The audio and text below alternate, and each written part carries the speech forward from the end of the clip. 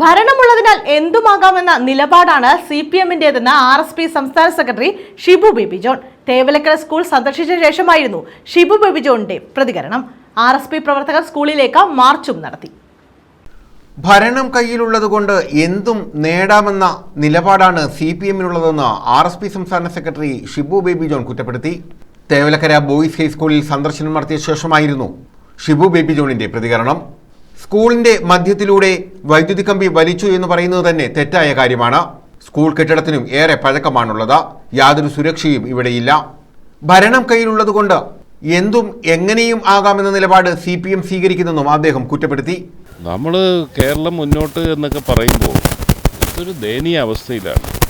Fitness ഇല്ലാത്ത കെട്ടിടത്തിനോട് ചേർന്ന് കുഞ്ഞുങ്ങളുടെ വിലയ്ക്ക് എന്തെങ്കിലും ജീവന് വില കൽപ്പിക്കുന്നവരാണെങ്കിൽ ഇങ്ങനെ ഒരു ലൈനിൻ്റെ മുകളിൽ കൂടെ, അതിൻ്റെ താഴെ ആസ്ബസ്റ്റോസ് ഷീറ്റ്, അതിൻ്റെ മുകളിൽ കുട്ടികൾ ക്ലാസ്സിൽ നിന്ന് കയറാൻ അവിടെ ഒരു ജനൽ പോയിട്ട് അങ്ങനെയുള്ള ഒരു മറയും ഇല്ലാതെ ഈ ലൈനിനോട് ചേർന്ന് തുറന്നിട്ടേക്കുന്നു. ഇതിനേക്കാൾ വലിയൊരു അനാസ്ഥ എന്താണ്?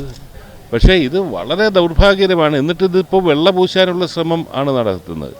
ഈ ഓരോ ഇതുണ്ടാകുമ്പോഴും ദുരന്തം ഉണ്ടാകുമ്പോഴും ആവർത്തിക്കാതിരിക്കാനുള്ള നടപടി എടുക്കേണ്ട ഗവൺമെൻറ് ഇതിനെയൊക്കെ വെള്ള പൂശിക്കൊണ്ട് ഇതിനെയൊക്കെ ന്യായീകരിക്കുന്ന സംവിധാനം, പ്രത്യേകിച്ച് CPM-ൻ്റെ നേതൃത്വത്തിലുള്ള അല്ലെങ്കിൽ CPM-ൻ്റെ ഭരണത്തിൽ കീഴിലുള്ള മാനേജ്മെൻറ്റായിട്ടുള്ള ഒരു സ്കൂളിനെ സംബന്ധിച്ചിടത്തോളം അത് അന്നേരം തന്നെ അത് വൈറ്റ് വാഷ് ചെയ്യാനുള്ള കാര്യങ്ങളാണ് നീക്കുന്നത്. ഒരു സ്കൂളിൻ്റെ തൊട്ട് നടുവിൽ കൂടെ അല്ലെങ്കിൽ ഇങ്ങനൊരു ലൈൻ പോകുന്നു, അതിൻ്റെ താഴെ വേറെ ഇതുണ്ടാക്കുന്നു, ഷെഡുണ്ടാക്കുന്നു, ക്ലാസ് മുറിയിൽ നിന്ന് യഥേഷ്ടം ലൈനിൻ്റെ വളരെ അടുത്ത് സാഹചര്യം ഉണ്ടാകുന്നു. ഇതൊക്കെ ഏത് സംവിധാനത്തിൻ്റെ അംഗീകാരത്തോടു കൂടി നടത്തുന്നതാണ്? അതുകൊണ്ട് ഈ ഗവൺമെൻറ്റിനെ സംബന്ധിച്ചിടത്തോളം ഗവൺമെൻറ് ഇത് ഈ മൂടി വയ്ക്കാനുള്ള ശ്രമമല്ല വേണ്ടത്.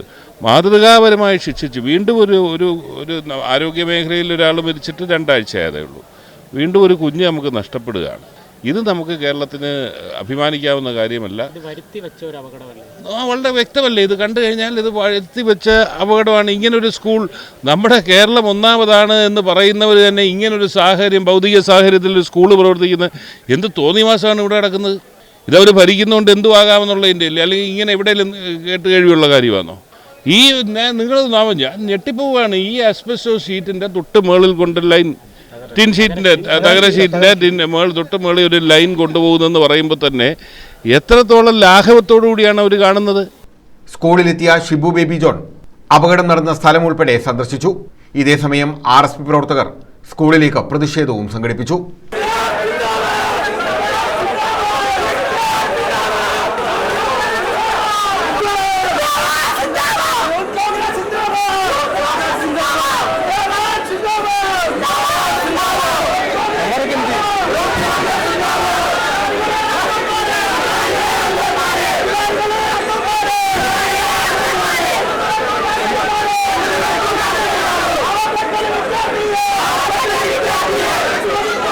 News bureau, Chavara.